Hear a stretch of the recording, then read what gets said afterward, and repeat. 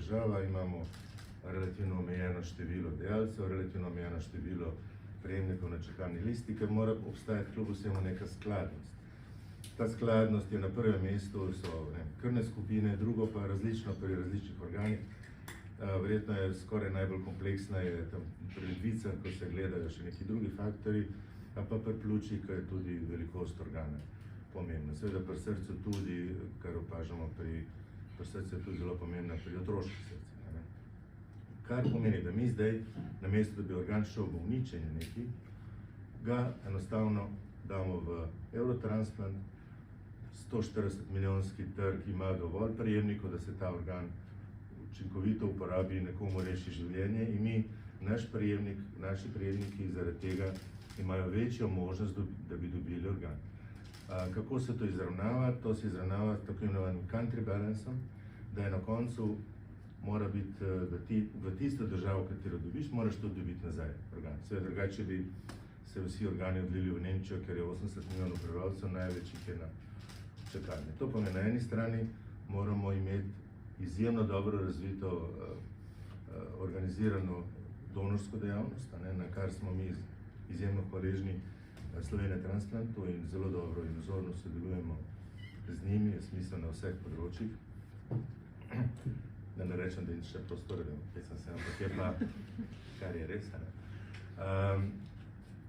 Druga stvar je pa sama organizacija transplantacijske dejavnosti, pomeni tisto, kar se na prejemniški strani dogaja, je izjemno kompleksna.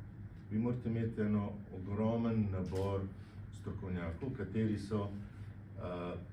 čakajo na presaditev in so prosti vseh drugih obveznosti. Ne smejo biti ne dežurni, ne v pripravnosti, ne na dopustih, ne na izobraževanjih. To pomeni, to je en stroj, tako kot bi rekli gasilci, ki tam čakajo, da zagori in pa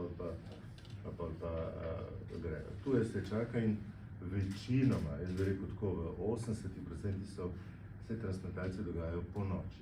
To je zaradi, ne samo zato, ker bi mi to hoteli, ampak zaradi tega, ker je enostavno tako poteka sam ta proces ugotavljanja možganske smrti, pa ena komisija, pa druga, pa ono in je pol naprej sledi tako imenovana alokacija organa.